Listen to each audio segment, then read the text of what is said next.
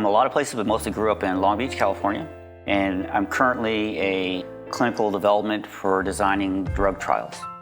I'm half Kenyan and half Ukrainian, and I was adopted into a German-Swiss family. Where did you end up going to college? Did you study engineering, or did you pursue something else? And so I was working at this restaurant called Polly's Pie.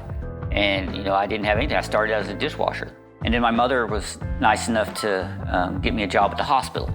And that got me exposed to the healthcare system.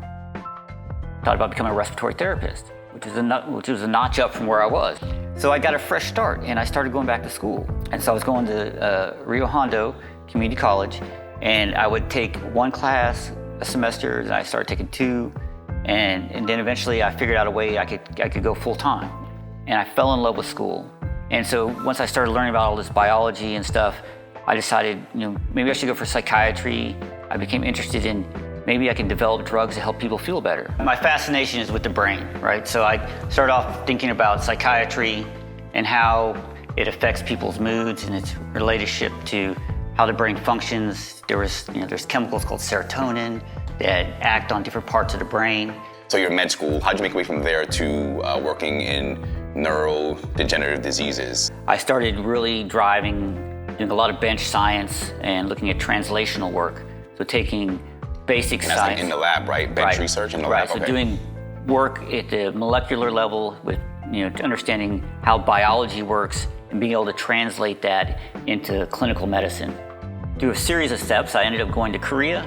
That opened the doors for me over there, and I eventually got into a job with Johnson & Johnson. And I started off doing neurosurgical work, and now I do neurodegenerative diseases. So neurodegenerative disease like Alzheimer's, Parkinson's disease, ALS, things that destroy neurons in the brain and lead to very debilitating diseases. This is what your brain looks like inside. The brain connects through different wires, and these wires are called neurons. And these neurons function from sending signals at the top part, and they go out, and they come down. Head of the neuron goes down to the connection, the button of the neuron, and it connected to other neurons that have all these connections. When the signals stop coming to the big neuron, the neuron starts to degenerate. It stops feeding information in here, or these can't supply the energy, that these start to die off. And that's called neurodegeneration. And then I got promoted to come back to the US as a chief medical officer of their neurosurgery franchise. Of the 1,200 physicians in J&J, I was like one of 5 that were black physicians. Oh, wow. Yeah, and the only neurosurgeon in the whole company, 125,000 people. What are you most proud of in your work? Being able to mentor, is that reaching back and helping people, that's very rewarding.